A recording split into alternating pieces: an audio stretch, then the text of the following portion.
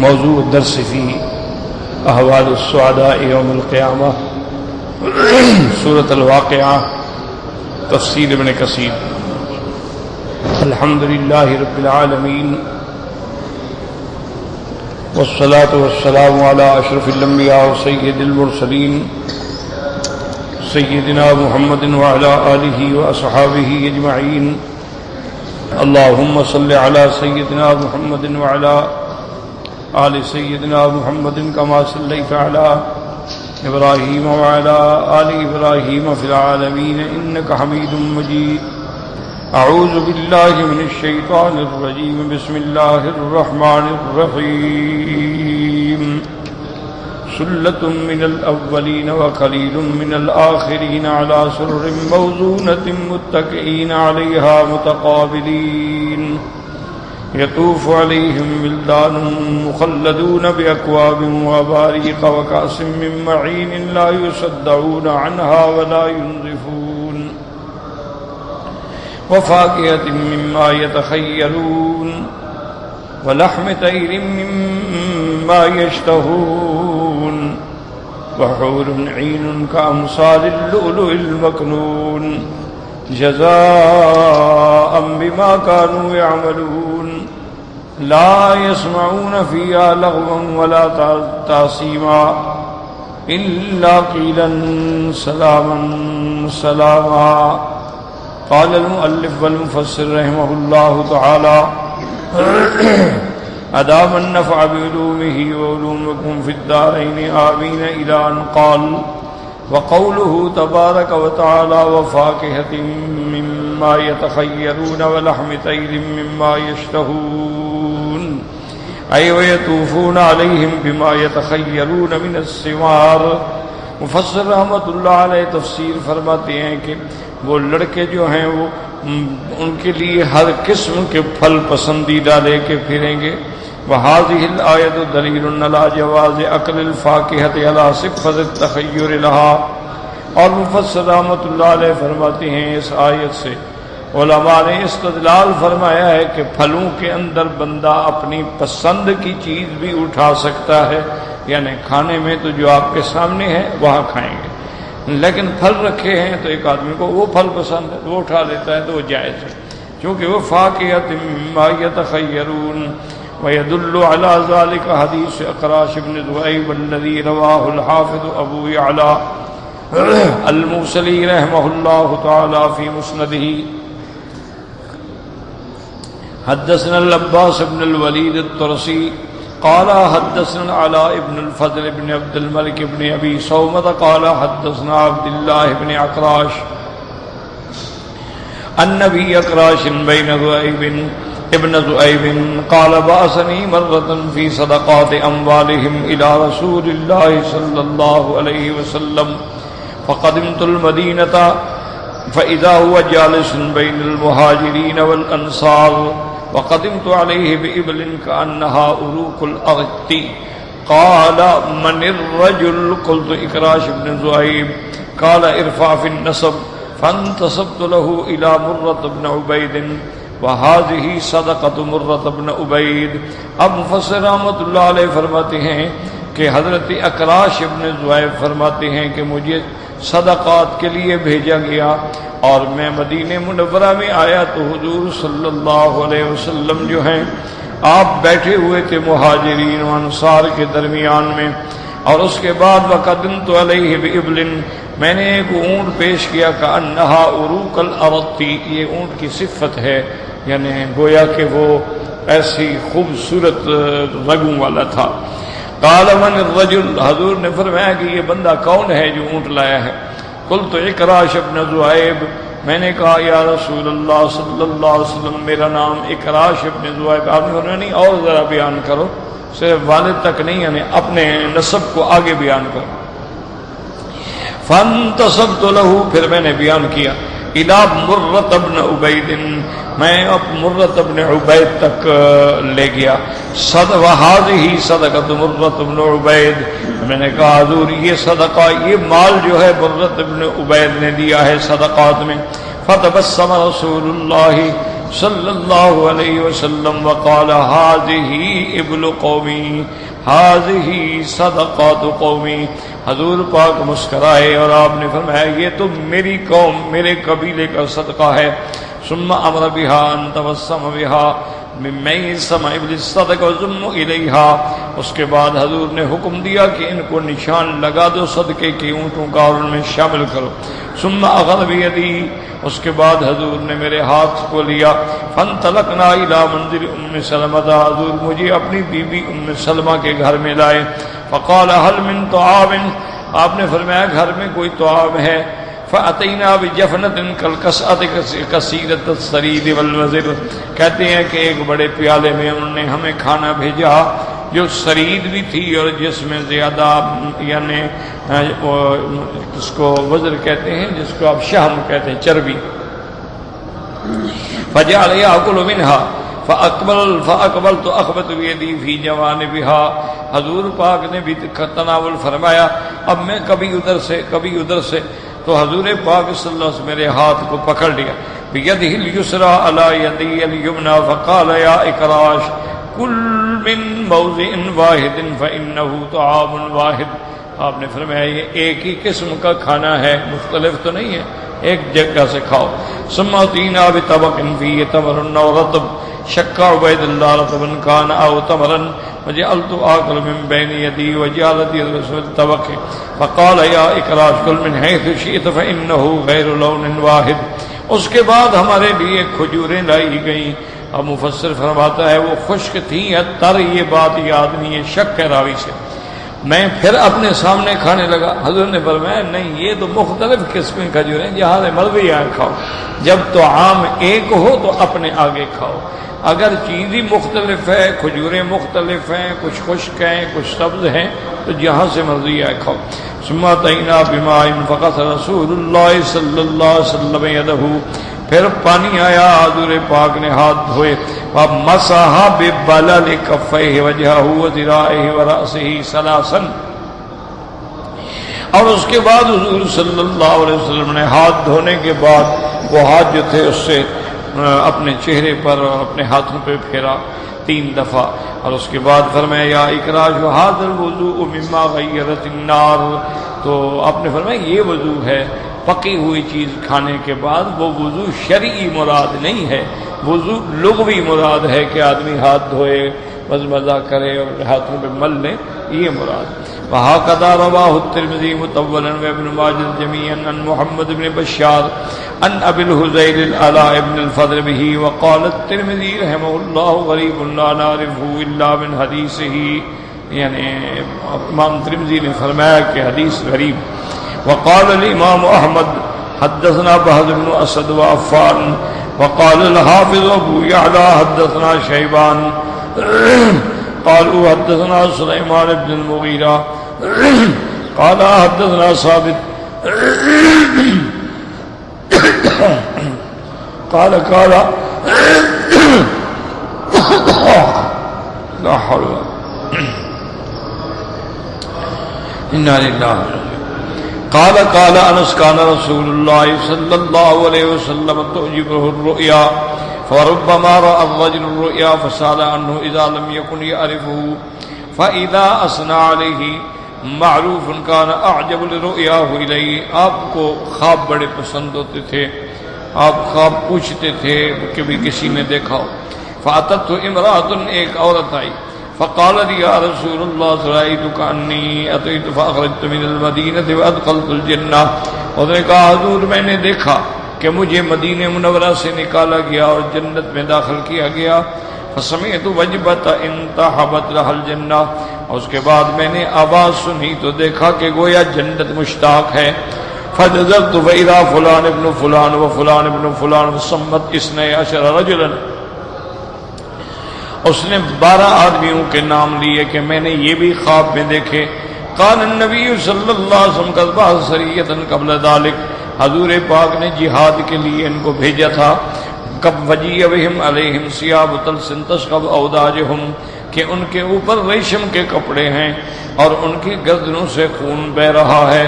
فقیل اذهبوا بهم الى نهر البیضق والبیضق. تو ان کو کہا گیا کہ ان کو بیدخ نہر پہ لے جاؤ. قال فغمسوا فيه فخرجوا ووجوههم كالقمر ليلة البدر.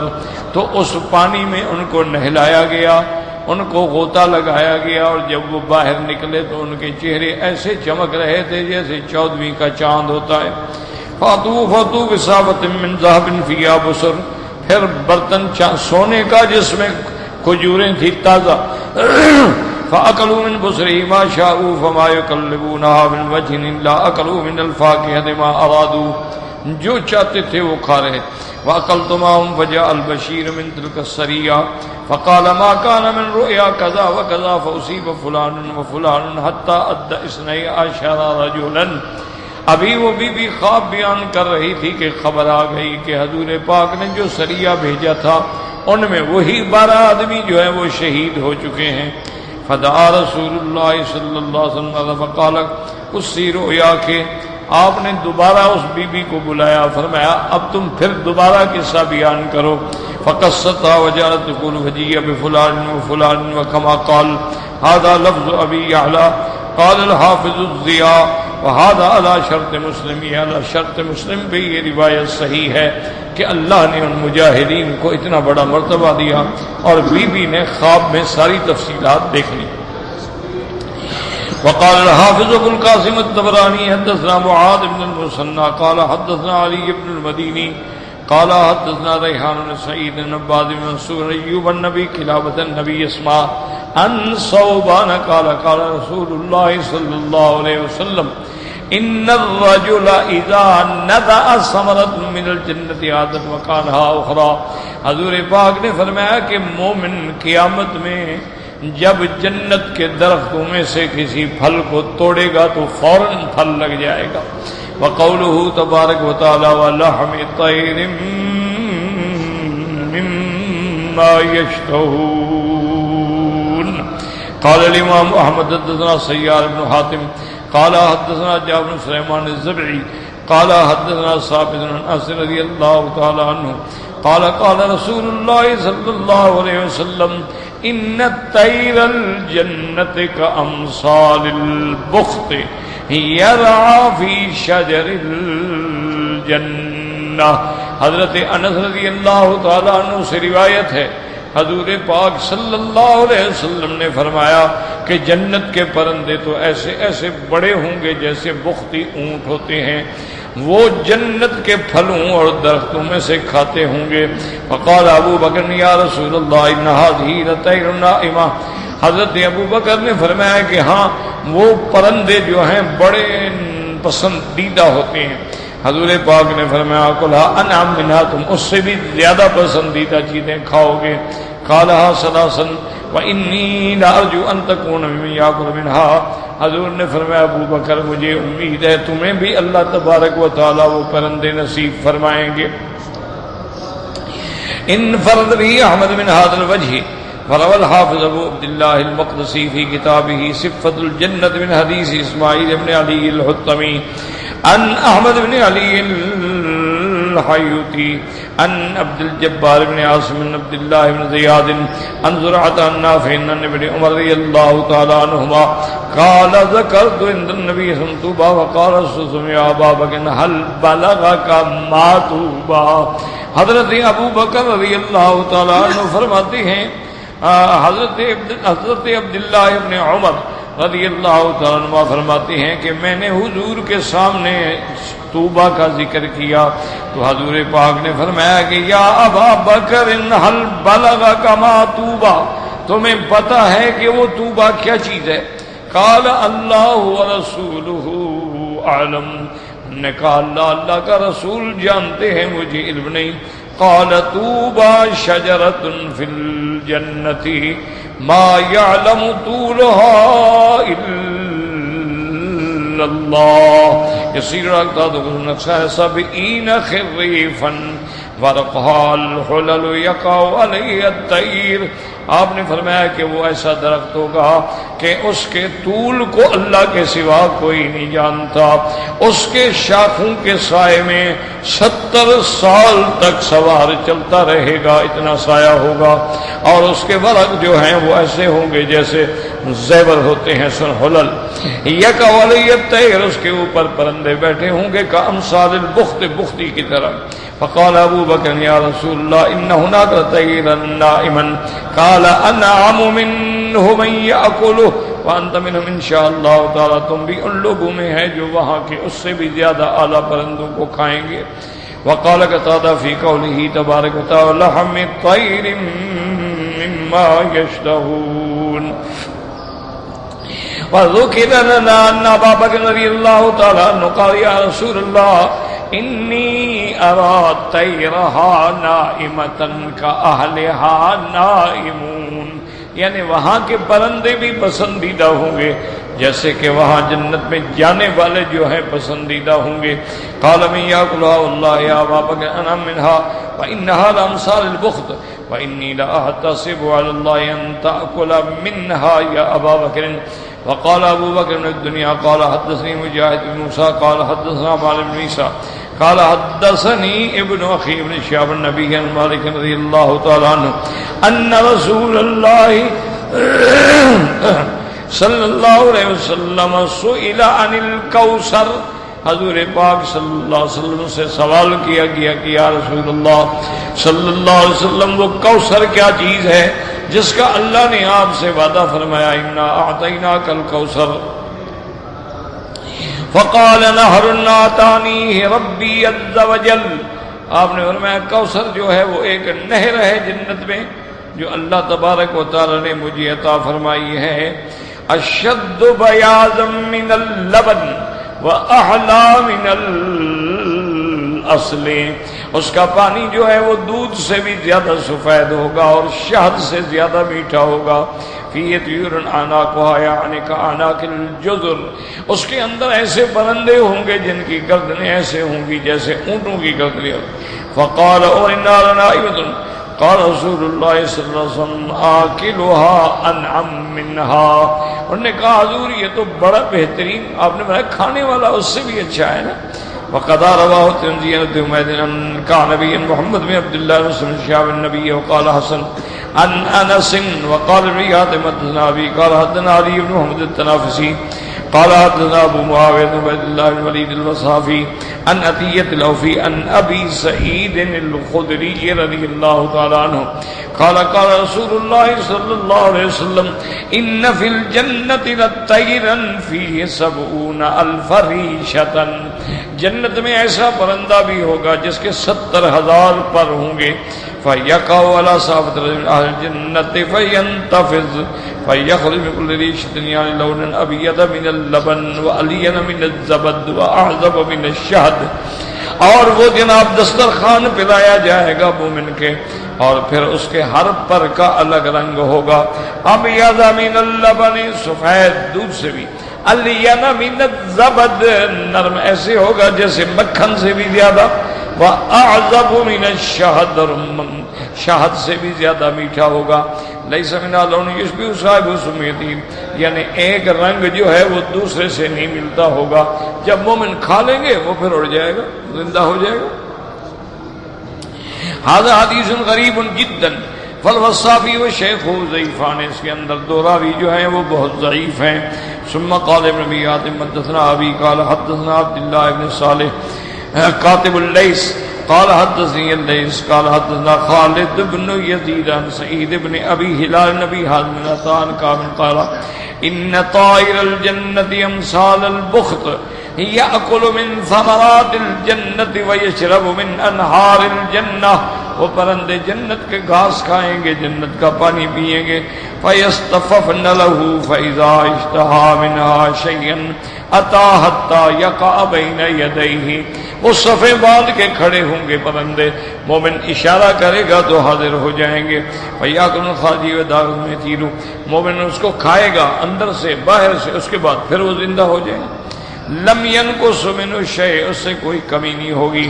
صحیح الى قال وقال فقدنا خلف ابن خلیفۃ حمید الاعرج بن عبد الله بن حارث رضی اللہ تعالی عنہ قال قال لي رسول الله صلی اللہ علیہ وسلم انك لتنظر الى الطير في الجنة فتشتهيه فيخر بين يديك مشويا. حضرت عبداللہ بن مسعود رضی اللہ تعالیٰ فرماتے ہیں کہ مجھے حضور صلی اللہ علیہ وسلم نے فرمایا کہ قیامت والے دن تم ایک پرندے کو دیکھو گے، تمہیں خواہش ہوگی کہ یار یہ پرندہ بہت اچھا، تو فوراً گوشت جو ہے بھنا ہوا تمہارے سامنے آ جائے گا. اب بات یاد رکھیں، اللہ تبارک و تعالی نے قرآن مقدس میں خاص طور پہ سورۃ الرحمن میں، سورۃ الواقعہ میں جنت کے بارے میں بھی اور جہنم کے بارے میں بھی بڑی تفصیل سے ذکر فرمایا. ایک بات ہمیشہ یاد رکھ لیں کہ جو باتیں اللہ کے قرآن سے اور صحیح احادیث مبارکہ سے ثابت ہیں ان پہ ہمارا ایمان ہے کہ وہ حق ہیں اور ان میں کوئی ذرے کے برابر بھی شک نہیں. لیکن کچھ روایات ایسی ہیں جو بعض علماء نے نقل تو کر دی ہیں لیکن انتہائی غریب ہیں، انتہائی ضعیف ہیں، روایتاً بھی درایتاً بھی. لیکن بس کچھ علماء کا ایک مزاج ہوتا ہے، وہ کہتے ہیں بھئی یہ ترغیب دلانے والی بات ہے نا، اس میں چلو کوئی کمزور روایت میں ہے تو کیا بات، وہ نقل کر دیتے. اسی لیے علماء نے یاد رکھو کتابوں کے بھی طبقات ہیں کہ طبقہ اولا ہے، طبقہ ثانیہ ہے، طبقہ ثالثہ ہے، طبقہ رابعہ ہے اور طبقہ خامسہ ہے. تو کتابوں کے طبقات ہیں. مثال کے طور پر جو صحیح کتابیں ہیں جیسے بخاری ہے، مسلم ہے، یہ طبقہ اولا کی کتاب، ان میں کوئی کلام نہیں الحمدللہ. بہت ساری احادیث پر، تقریباً 22 حدیثوں پر امام بخاری رحمۃ اللہ علیہ کی روایات پہ علماء نے کلام کیا ہے، لیکن مجموعی طور پہ صحیح حدیث. امام مسلم تو ان سے بھی سخت ہیں شرائط میں. اچھا، اس کے بعد پھر دوسرے طبقے میں آ جائیں جن میں سنن آ جاتی ہیں، جیسے سنن ترمذی ہے، سنن نسائی ہے، سنن ابی داؤد ہے، سنن ابن ماجہ ہے. یہ دوسرے طبقے کی کتاب. تو اسی لیے یاد رکھیں کہ علماء نے طبقات کیوں بنائے ہیں. بعض طبقات ایسے ہیں جن میں کتابیں جو ہیں ان میں ساری روایات ہی شاذہ ہیں، موضوع روایتیں ہیں، شاذہ روایتیں ہیں. اور بعض ایسے ہیں کہ جن کی اسناد میں غرابت ہے اور انقطاع ہے. تو علماء نے وضاحت کر دی ہے کہ بھی اگر ان کتابوں سے کوئی حوالہ پیش کرے تو خیال کرنا یہ حجت نہیں. اسی لیے اللہ علماء کی خدمات کو قبول فرمائیں، انہوں نے بڑی محنت کی. یہ ایسی باتیں نہیں ہیں جو گھر بیٹھے معلوم ہو جائیں. لاکھوں راویوں کے حالات کی بحث کرنا، پھر ان کے احوال کو محفوظ رکھنا، اور ایک ایک راوی کے بارے میں کون ہے، کس کا بیٹا ہے، ان کے استاد کون کون ہیں، اس کے شاگرد کون کون ہیں، اور یہ اس میں عدالت تامہ ہے، ضبط تام ہے، حفظ تام ہے، اور عقیدے میں صحیح ہے، اس میں کوئی ابداع، کوئی بدعت، کوئی احداث نہیں ہے، تو پھر اس کی وہ روایت کو لیتے ہیں. یہ کوئی آسان کام نہیں ہے. کہہ دینا تو بڑا آسان ہے، جی اسماء و رجال، اسماء و رجال کا مذاق ہے. اتنی ترقی کے باوجود آج تک دنیا کا کوئی مذہب اپنے رجال پیش نہیں کر سکتا. نصارہ ہیں، یہودی ہیں، ہندو ہیں، بدھ مت ہیں، اسی طرح کئی فرقے. ان سے کہو کہ بتاؤ کہ تمہارے پاس یہ جو کتابیں ہیں ان کے راوی کون ہیں نقل کرنے والے، ان کے احوال کیا ہیں، ان کو پتہ ہی نہیں ہے، ان کے پاس یہ ہے ہی نہیں. جو چیز نہیں ہے وہ کہاں سے پیش کریں گے؟ اسی لیے ان کا سب سے بڑا پوپ جو تھا جس نے احمد دیدات سے مناظرہ کیا تھا، اور وہ مناظرہ ایسا تھا جو پورے عالم کو دکھلایا جا رہا تھا، اور پوری دنیا کی سیٹلائٹ اس پہ پڑی ہوئی تھی کہ آج کیا ہوتا ہے. کیونکہ وہ نصارہ کا سب سے ویٹیکن کا جو پوپ ہے اور ادھر احمد دیدات تھے، ان دو کا مناظرہ تھا، اور یہ تھا کہ سارے عالم کو دکھایا جائے. کروڑوں مخلوق جو ہے وہ سانس روک کے ٹی وی پہ بیٹھی ہوئی تھی. تو جب ان کی کلام ہوئی تو احمد دیدات نے بڑے ہنستے ہوئے، یعنی بڑے اچھے موڈ میں کہا، انہوں نے کہا پادری صاحب مناظرہ تو آپ بھی کریں گے، ہم بھی کریں گے، سوال جواب ہو جائے گا، لیکن یہ تمہارے پاس جو کتاب ہے یہ کیا ہے؟ اس نے کہا جناب یہ انجیل ہے. اور کہا یہ دوسری کا؟ انہوں نے کہا تورات ہے.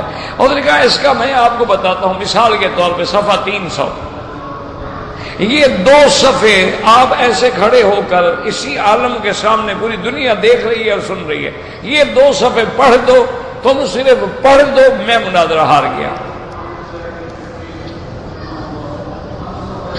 انہوں نے کہا کیا مطلب؟ یہ کیا مطلب؟ کیا مطلب میں پڑھ؟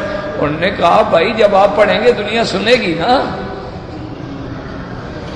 تمہیں کیا ہے، بڑی کتاب ہے.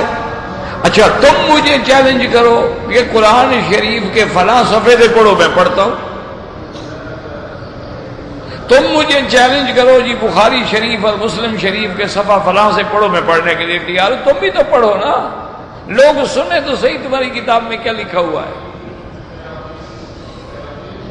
اب جناب وہ آئیں بائیں شائیں کرے، اور احمد دیدات پرانا آدمی تھا، مناظر تھا، اس کو پتا تھا مناظرے میں تو پھر لچک نہیں ہوتی نا، وہاں تو بس پکڑ لیا تو پھر پکڑ لیا.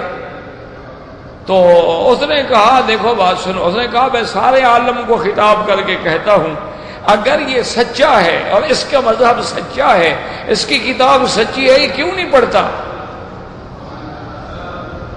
اور نے کہا لوگوں یاد رکھو یہ زہر کا پیالہ پی لے گا، پڑھے گا نہیں پڑھا. اور نے کہا میں شکست تسلیم کرتا ہوں، پڑھتا نہیں. کیوں؟ سارا اس میں نعوذ باللہ گند بھرا ہوا تھا. اللہ کی کتاب میں ایسی باتیں ہو سکتی؟ تو اس لیے ہمیشہ یاد رکھو کہ دشمنوں نے یہ چالاکی کی ہے کہ ہماری کتابوں کے اندر جھوٹی روایات کا انہوں نے ایک بہت بڑا ذخیرہ ڈال دیا. کتاب ہماری ہے، اس میں 2000 روایت ہے، 1900 صحیح ہے، 100 اس کے اندر انہوں نے ڈال دی ہے. اب کون ایسا نظر والا آدمی ہے جو اس 100 روایت کو ڈھونڈے گا اور پکڑے گا کہ یہ غلط ہے؟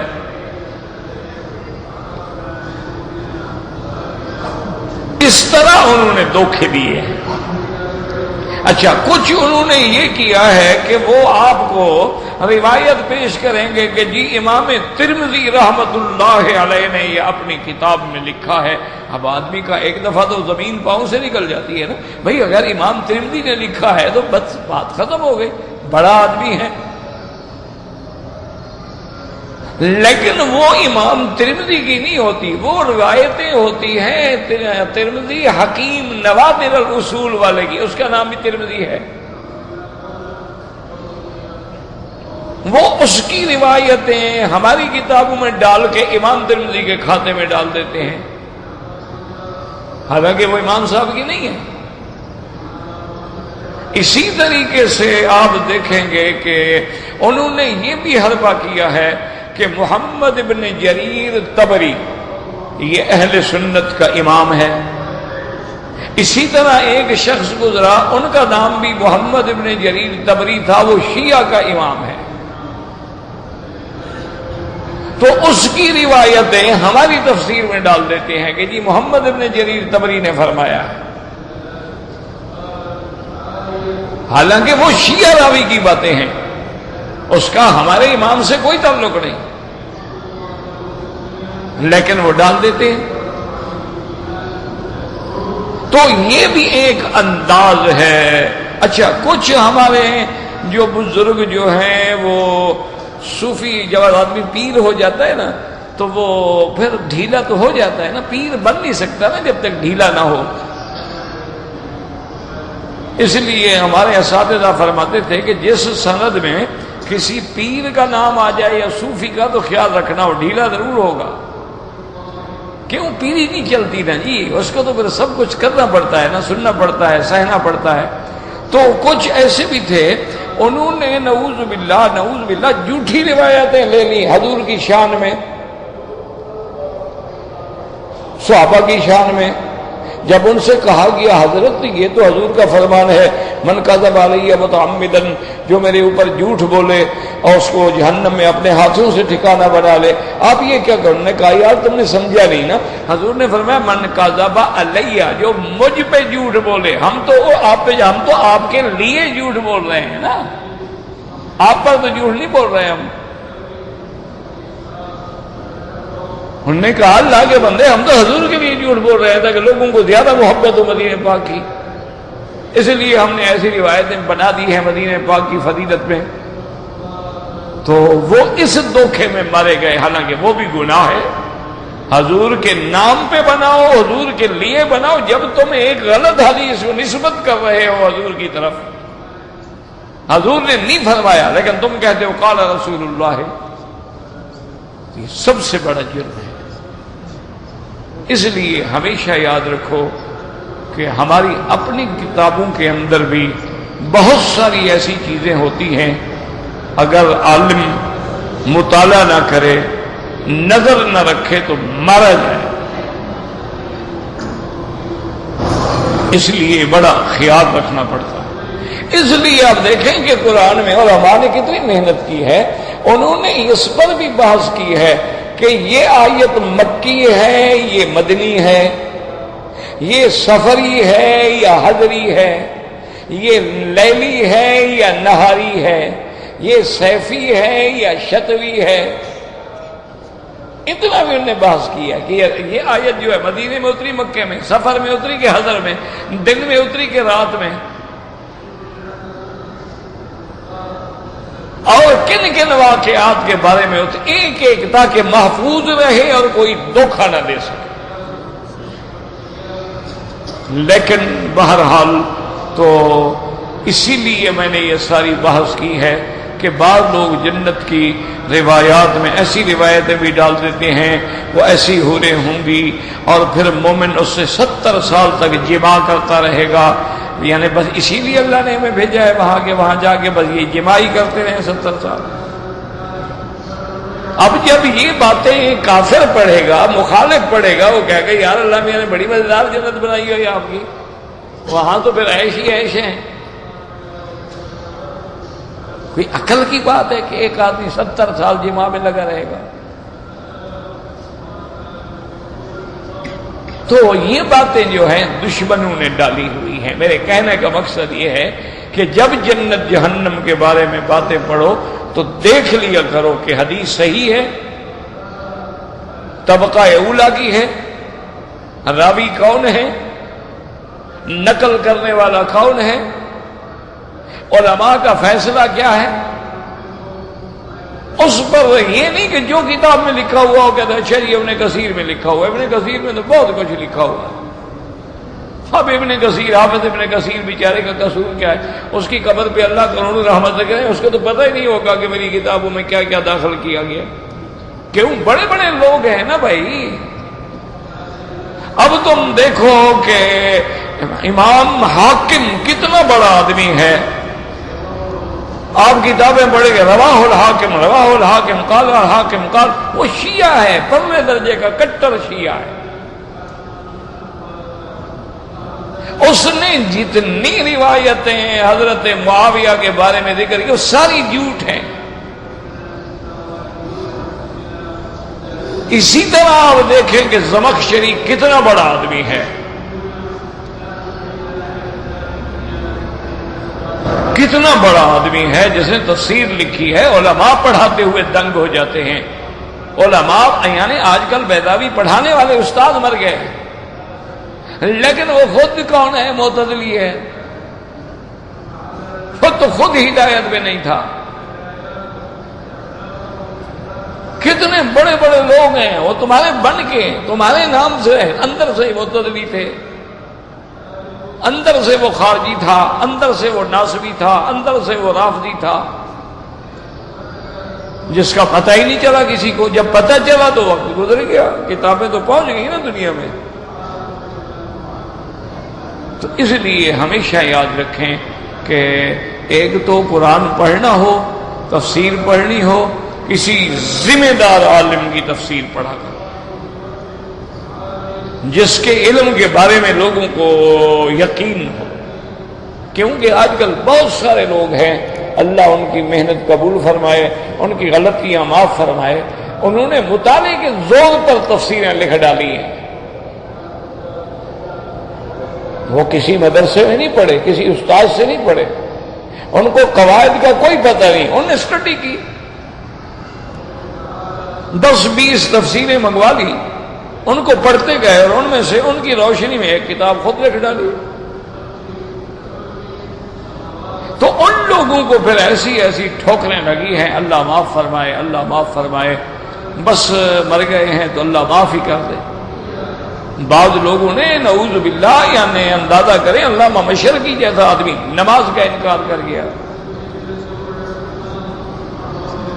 اس نے کہا نماز ایک ایکسرسائز ہے. اس دور میں چونکہ اور کوئی ایکسرسائز نہیں تھی، اب ہمارے پاس یوگا کی ایکسرسائزیں بہت ساری آ گئی ہیں، تو نماز کی کیا ضرورت ہے؟ کہیں کھڑے کھڑے بیٹھے بیٹھے بس ایکسرسائز کر لیا کرو. اتنا بڑا آدمی تھا وہ، لیکن ٹھوکر کھا گیا. کتنے بڑے لوگ ہیں، تفسیریں لکھی ہیں، ان کے نام جو ہیں ماشاءاللہ وہ ٹوپی گر جائے دیکھنے میں. رجم کا انکار کر گئے.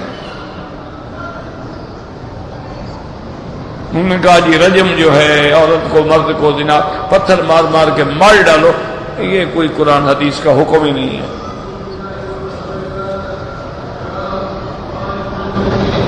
نہ قرآن کا حکم ہے، اور حضور نے جو پھر رجم کی ہے اس کے بارے میں کیا کہو گے؟ اللہ کا حکم نہیں تھا، نعوذ باللہ حضور ناجائز کیا، قتل کیا. رجم رسول اللہ، حضور نے رجم کرائی، صحابہ نے رجم کرائی، ابو بکر عمر عثمان کے زمانے میں رجم ہوئی. سارے کے سارے نعوذ باللہ گناہ گار تھے کہ نہ قرآن میں ہے نہ حدیث میں. انہوں نے رجم کر دیا لوگوں کو، ٹھوکر کھا گیا. اسی طرح حضرت عیسیٰ علیہ السلام کے بارے میں تو کئی لوگ جو ہیں وہ ٹھوکر کھا گئے.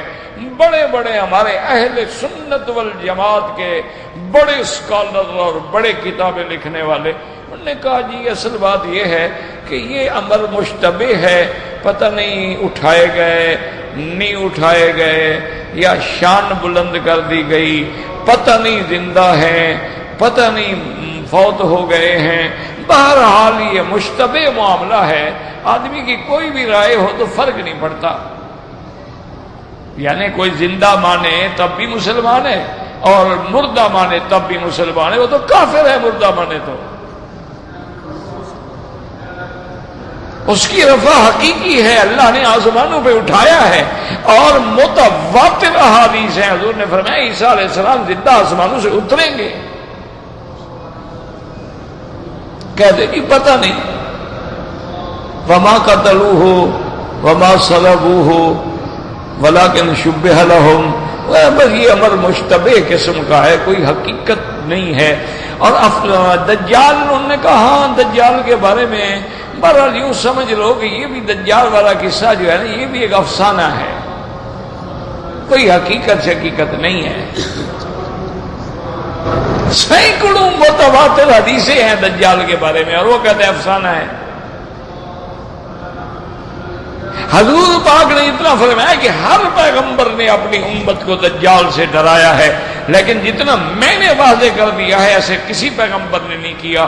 اس کی ایک آنکھ ہوگی، ایک آنکھ اپھڑی ہوئی ہوگی، اور اس کی پیشانی پہ کافارا یعنی کافر لکھا ہوا ہوگا، جس کو مسلم پڑھے گا، اور وہ یہودیوں کا بڑا ہوگا اور پورے عالم کی زمین میں پھر ڈالے گا۔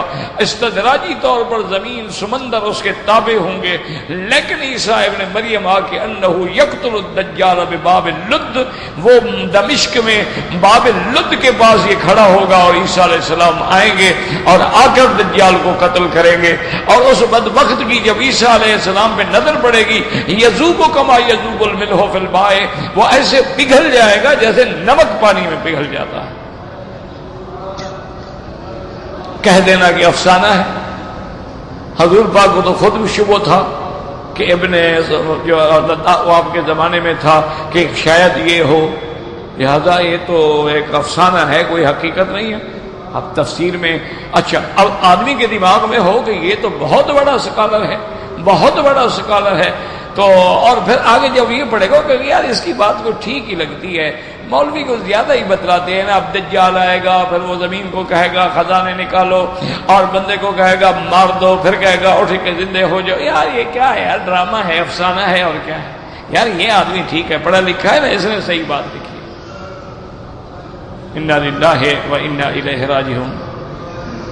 چلو دجال کے کسی مردے کو زندہ کرنے کو تو تم افسانہ کہہ دو گے، تو عیسیٰ علیہ السلام نے جو مردوں کو زندہ کیا اس کو بھی ڈرامہ کہو گے؟ وہ تو قرآن میں ہے کہ آپ پرندہ بنا کے اڑا دیتے تھے، مردے کو زندہ کر دیتے تھے، اندھے کو بینا کر دیتے تھے۔ وَإِذْ تُحْيِي الْمَوْتَىٰ بِإِذْنِهِ، تو کیا یہ بھی ڈرامہ ہے؟ تو اس لیے میں نے بار بار یہ بات کہہ رہا ہوں کہ جب ایسی کتابیں پڑھو نا تو صرف اردو ترجموں پہ گزارا نہ کیا کرو۔ اردو ترجمے پڑھو گے تو پھر پٹڑی پہ بھی نہیں رہو گے۔ پھر وہ یہی ہوں گے کہ جیسے ایک آدمی نے اپنی کتاب میں لکھ دیا، اس نے کہا دیکھو جی قرآن کہتا ہے تمہاری بیویاں ہیں، ان کو تم جیسے استعمال کرو، آگے سے کرو، پیچھے سے کرو۔ ایک اور نے لکھ دیا، اس نے کہا جی ہر بندے کو 9 بیویاں رکھنے کی اجازت ہے۔ کیوں جی؟ انہوں نے کہا قرآن کہتا ہے یار فَانكِحُوا مَا طَابَ لَكُم مِّنَ النِّسَاءِ مَثْنَىٰ 2 ثلاثہ 2 اور 3 5 ورباع اور 4 9۔ میں کہا واہ جمع کے لیے ہے، 2 اور 3 5 ہو گئے، 5 اور 4 کتنے ہوتے ہیں؟ 9 ہوتے ہیں۔ حضور کی بھی 9 بیویاں تھیں۔ بھائی کوئی نئی شریعت تو نہیں نا کہ نبی کے لیے اور ہو، امت کے لیے اور ہو، لہٰذا ہر آدمی 9 بیویاں رکھے۔ یہ بھی مفسر ہیں جناب، قرآن لکھا ہے، انہوں نے تفسیر لکھی ہے۔ ایک اور تھا، اس نے تو اور کمال کر دیا، اس نے کہا یہ 9 بیویاں رکھنا جو ہے یہ قید اتفاقی ہے، احتراضی نہیں ہے۔ اصل حکم تو یہ ہے کہ فَانكِحُوا مَا طَابَ لَكُم، جتنا چاہو نکاح کرو۔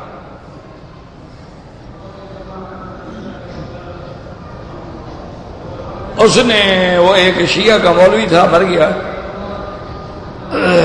وہ مولوی تھا، بہت بڑا عالم بھی تھا، بدبخت بہت بڑا باریک مدرسوں میں پڑھا تھا وہ بدبخت، بعد میں وہ شیعہ ہوا۔ تو ایک دن ہم ٹرین میں اتفاق سے اکٹھے ہو گئے ایک ہی ڈبے میں، اور اس نے مجھے دیکھا تو اب میں بھی نکل نہیں سکتا، اب کیا کروں، چلتی گاڑی میں کیا کریں، چھلانگ لگا اٹھا، بڑا ملا ہو کہ مولا علی دا سایہ ہو، کیا کیا بکواس کی۔ خیر میں بیٹھ گیا، کہہ لگا میں تو آپ کا بڑا احترام کرتا ہوں، آپ کے والد صاحب رحمۃ اللہ علیہ کا بڑا احترام کرتا ہوں۔ میں نے کہا پھر اس کے 2-4 شاگرد تھے، اس کو وہی وہ چیز نکالو اور وہ نکالو اور مجھے کھلاؤ، مکی صاحب کی خدمت کرو۔ میں نے کہا چھوڑ یار میری خدمت نہ کرو۔ میں نے کہا بات سنو، تم اچھے خاصے عالم ہو، یہ تمہیں کیا عذاب آ گیا، شیعہ بن گئے، کیا ہو کیا گیا تم؟ میں نے کہا میں جانتا ہوں تم تو ہمارے مدارس کے پڑھے لکھے آدمی ہو اور ٹھیک ٹھاک مولوی ہو، اللہ کے بندے، یار اس کو کتابیں یاد تھیں بدبخت کو، حافظہ ایسا تھا مناظرے میں یاد عبارت پڑھتا تھا۔ انہوں نے کہا تمہیں یہ کیا مصیبت ہو گئی یار، تمہیں سمجھ نہیں آیا کہ مذہب شیعہ جو ہے یہ حق مذہب ہے، اس لیے کہ انہوں نے کہا مکی صاحب کوئی حق نہیں، تمہارا جو مذہب ہے نا اہل سنت والا یہ بڑا تنگ نظر مذہب ہے۔ میں نے کہا وہ کیسے؟ کہتے جی دیکھو نا وہاں 4 بیویوں سے زیادہ کی اجازت نہیں، ہمارے یہاں کھلی چھٹی ہے، 9 رکھ لو باقی سے متا کر لو۔ انہوں نے کہا یہاں دیکھو نا مزہ ہے، جہاں تقریر کرنے جاؤ عورت موجود، تمہارے مولوی تو داڑھی چھوٹی ہو مسئلے پہ نہیں کھڑا کرنے دیتے، تم تو بڑے تنگ نظر لوگ ہو۔ اور نے کہا پھر تم تقریر کرنے جاتے ایمان سے مجھے بتاؤ مکی صاحب تم نے بڑی تقریریں کی ہیں، تمہیں کتنے پیسے دیتے ہیں؟ انہوں نے کہا یار میں نے تو کبھی گنا نہیں، کبھی کسی نے 100 دے دیا، کبھی 10 روپے بھی دے دیے، کبھی کرایہ بھی نہیں ہوتا۔ انہوں نے کہا یہی ہے نا، میں جناب محرم پڑھتا ہوں، میری شرط ہوتی ہے کہ لیٹسٹ ماڈل 0 میٹر کرولا کی چابی پہلے میز پہ رکھو، پھر میں کھڑے ہو کے مجلس شروع کروں گا۔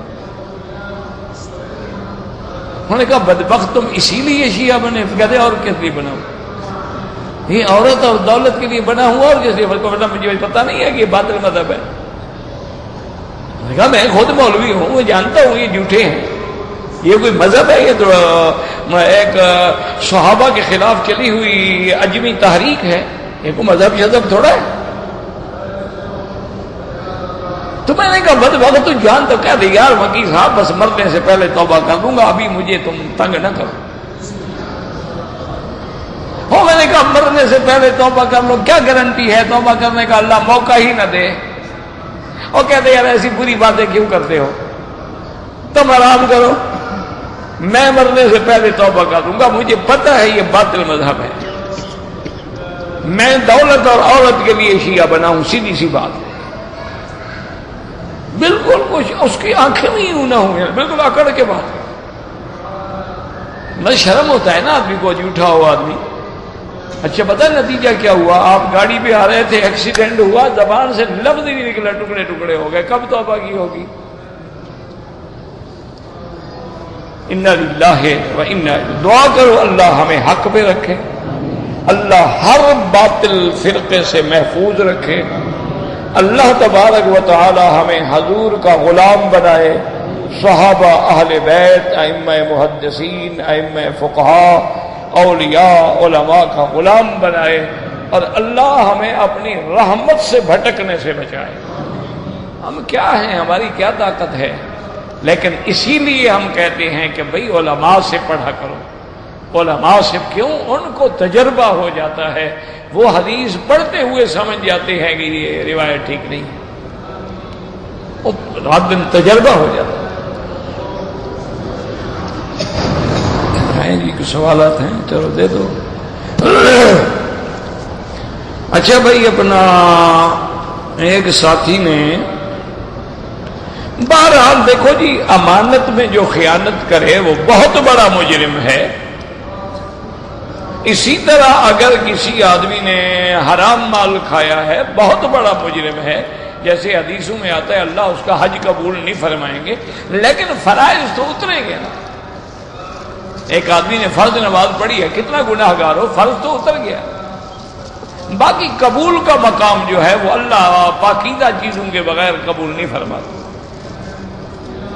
ان اللہ طیب لا یقبل الا الطیب۔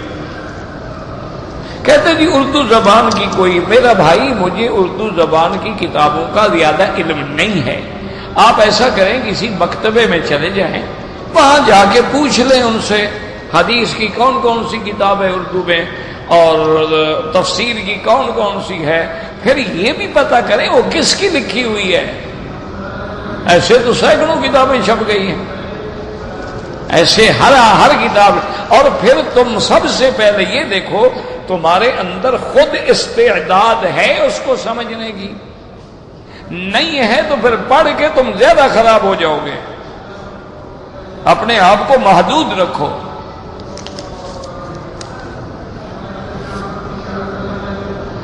اگر کوئی آدمی مر گیا ہو اس کے لیے حج عمرہ بالکل حج بدل ہو سکتا ہے، عمرہ بھی ہو سکتا ہے۔ کہتے ہیں جی کہ بعض علماء نے لکھا ہے، یہ تو سب نے لکھا ہے، بعض نہیں، حنفیوں نے نہیں لکھا، سب نے لکھا ہے کہ دوران طواف آدمی اپنی نظر نیچے رکھے، کعبۃ اللہ کی طرف رخ کر کے بھی نہ چلے اور پشت کر کے بھی نہ چلے، کیونکہ طواف نماز کے حکم میں ہے۔ جیسے نماز میں سینہ پھر جائے تو نماز نہیں ہوگی، طواف میں بھی سینہ پھر گیا تو طواف نہیں ہوگا۔ الطواف کالصلاۃ، طواف نماز کے حکم میں ہے۔ فرق صرف اتنا ہے کہ اس میں بولنے کی اجازت ہے، نماز میں بولنے کی اجازت نہیں ہے، ورنہ طواف کو تو نماز سے تشبیہ دی گئی۔ اسی لیے تحیۃ المسجد الحرام، آپ جب مسجد الحرام میں آئیں تو 2 رکعت تحیہ نہیں بلکہ طواف کریں، اگر طواف نہ کر سکے تو پھر 2 رکعت پڑھیں۔ تو اس لیے جب بھی طواف کریں نظر نیچے ہو، اور بلہاں جب حجر اسود پہ جائیں گے تو وہ وقوف ہوتا ہے، وہ طواف نہیں ہوتا۔ طواف اور وقوف میں فرق ہے، وہاں تو 1 منٹ کے لیے آپ رکیں گے نا، رک گئے تو طواف تو چلنے کا نام ہے۔ آپ نے رکو نے یمانی پہ ہاتھ لگانے رک گئے، یہ بھی وقوف ہے۔ اب وہاں اگر آپ نے رخ کر لیا، دیکھ لیا، کوئی حرج نہیں۔ کہتے جی کہ سفر میں 2 نمازوں کو جمع کرنا جو ہے وہ جائز ہے، بالکل جائز ہے، کوئی منع نہیں ہے، لیکن فرق ہے۔ امام ابو حنیفہ رحمۃ اللہ علیہ فرماتے ہیں کہ جمع تو ہوگی لیکن صورتاً جمع ہوگی، حقیقتاً جمع نہیں ہوگی، اس کو کہتے ہیں جمع سوری۔ کیا معنی؟ وہ فرماتے ہیں کہ ظہر کو دیر کرو، آخر وقت میں پڑھو، اور ظہر پڑھنے کے بعد 2-4 منٹ کے بعد عصر کا وقت داخل ہو جائے گا تو عصر کو اول وقت میں پڑھو۔ تو دونوں نمازیں آپ نے اکٹھی بھی کرنی اور پڑھی بھی اپنے اپنے وقت میں۔ باقی امام احمد ابن حنبل رحمۃ اللہ علیہ اور امام شافعی رحمۃ اللہ علیہ کے نزدیک جمع بین الصلاتین جو ہے سفر میں جائز ہے۔ وہ کہتے ہیں آپ نے ظہر پڑھی اسی وقت عصر پڑھ لو، پھر آپ نے جب مغرب پڑھی اسی وقت آپ عشاء پڑھ لو۔ وہ جمع حقیقی کے قائل ہیں، امام ابو حنیفہ جمع حقیقی کے قائل نہیں ہیں۔ اور امام صاحب فرماتے ہیں کہ سب سے پہلی دلیل ہے قرآن، ان الصلاۃ کانت علی المؤمنین کتابا موقوتا۔ تو موقوتا جو ہے توقید سے ہے، توقید جو ہے وہ تعیین ہے، تعیین اشتراک کو کیسے قبول کرتی ہے؟ وہ فرماتے ہیں کہ جمع حقیقی صرف عرفات اور مزدلفہ میں ہے، باقی کسی جگہ نہیں۔ وہ کہتے ہیں صحیح حدیث موجود ہے کہ صحابہ نے حضور سے کہا کہ یا رسول اللہ نماز کا وقت ہو گیا ہے، آپ نے فرمایا امامکم الصلاۃ امام، چلو اور چلو، قافلہ چلاؤ۔ چلتے چلتے اور دیر ہو گئی، پھر صحابہ نے یاد دلایا کہ یا رسول اللہ الصلاۃ، نماز کا وقت ہو گیا ہے، آپ نے فرمایا الصلاۃ امامکم، چلو چلو قافلہ چلاؤ۔ پھر تیسرے دفعہ صحابہ نے یاد دلایا، فرمایا الصلاۃ، چلو اور آگے چلو۔ تو اخر فی الظہر، حضور نے ظہر کی نماز مؤخر کر دی، اس کو آخر وقت میں پڑھا، اور اس کے بعد عصر کو اول وقت میں پڑھا۔ تو فرماتے ہیں اب دونوں نمازیں جمع بھی ہو گئی اور رہی بھی اپنے اپنے وقت میں۔ بہرحال سب ائمہ برحق ہیں، ان کے دلائل ہیں، اللہ تبارک و تعالیٰ ان سب پہ کرم فرمائے۔ بعض مفید کتابوں کے نام مکتبے سے جا کے لے لیں۔ حیض کے مسائل میں تو کوئی اختلاف نہیں ہے، پتہ نہیں تمہیں کہاں سے اختلاف نظر آ گیا ہے، حیض میں تو کوئی اختلاف نہیں۔ حیض جو ہے اقل المدت 3 ایام و اکثرها 10، کم سے کم مدت 3 دن ہے اور زیادہ سے زیادہ 10 دن ہے۔ جمہور ائمہ کا یہی قول ہے۔ صرف ایک روایت امام شافعی سے ہے کہ کم از کم مدت 1 دن ہے اور زیادہ سے زیادہ 15 دن ہے، اور تو کوئی اختلاف نہیں ہے۔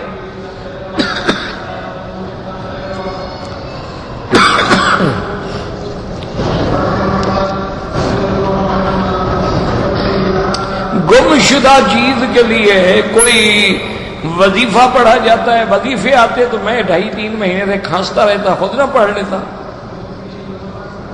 میں ایک وظیفے شریفے کسی پیر سے پوچھو، میں طالب العلم آدمی، مجھے کیا پتا وظیفوں کا۔ کہتے ہیں کہ سورۃ والضحیٰ پڑھو تو گم شدہ چیز مل جاتی ہے۔ اور کہتے ہیں کہ آدمی انا للہ و انا الیہ راجعون، اللہم اجرنی فی مصیبتی واخلف لی علی کل غائبۃ لی منک بخیر، تو یہ پڑھا جائے اللہم اغضض علی ضالتی، یہ دعا مانگی جائے تو انشاءاللہ مل جائے گی۔ باقی وظیفے شریفوں کے لیے کوئی پیر شیر پکڑو۔ کہتے ہیں جی کہ مدارک السالکین میں روایت ہے کہ نماز وتر کے بعد 2 رکعت نفل، یہ اس وقت ہے جب آپ اول وقت میں وتر پڑھیں۔ اگر آپ نے آخر وقت میں وتر پڑھنے ہیں تو وتر ختم ہوں گے تو صبح صادق ہو جائے گی، اذان ہو جائے گی، پھر 2 نفل تھوڑے پڑھیں گے۔ یہ تو اس وقت ہے نا جیسے اب عشاء کے بعد آپ نے وتر پڑھ لی ہے، اب اگر کوئی 2 رکعت نفل پڑھے، سونے سے پہلے 2 رکعت پڑھ لے اور 4 رکعت پڑھ لے، کوئی منع نہیں۔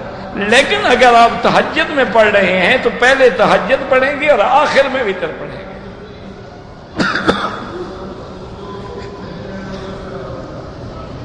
کہتے جی جو تبلیغ کر رہے ہیں یہ اچھا کام ہے، کر کے دیکھ لو، ساتھ جا کے پتہ لگ جائے گا۔ برا کرتے ہیں نہ کرنا، اچھا ہو تو مل جانا۔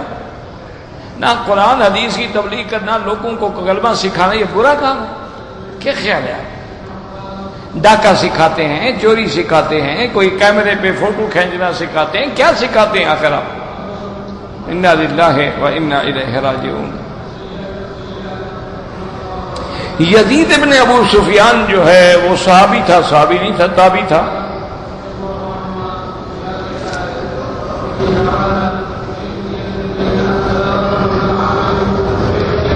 کہتے ہیں جی کہ جب ہم کہتے ہیں یا رسول اللہ تو ہم ان کو منع کرتے ہیں کہ یہ حرف ندا ہے۔ وہ کہتے ہیں اللہ نے تو کہا ہے یا ابراہیم یا عیسیٰ، تو اللہ نے کہا ہے، بندے نے کہا ہے، بدبخت یہ خدا بننا چاہتے ہیں۔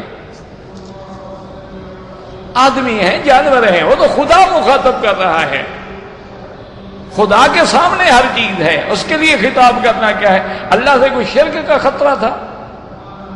کوئی شرافت کرو، کیا دلیل جاہلوں والی بناتے؟ اللہ نے کہا لہذا ہم بھی کہیں، نعوذ باللہ ثم نعوذ، تو بندہ کافر ہو جاتا ہے سیدھا۔ توبہ کرو، استغفار کرو، کلمہ بھی دوبارہ پڑھو، انا للہ و انا الیہ راجعون۔ سنن ابی داؤد کا کیا معنی؟ کتاب ہے، اس میں حضور کی حدیثیں، ابی داؤد لکھنے والا ہے، بس جب یہ بھی پتہ نہیں تو پڑھو گے مٹی۔ پھر تو وہی وہ نا زلیخا کتاب ہے نا، کوئی یوسف زلیخا فارسی کی، مجھے تو فارسی آتی نہیں، وہ کسی استاد نے پڑھائی، جب ختم ہو گئی تو ایک شاگرد بڑا شوق سے کھڑا ہوا، اس نے کہا استاد ایک بات تو بتائیں، یہ زلیخا مرد تھی یا عورت؟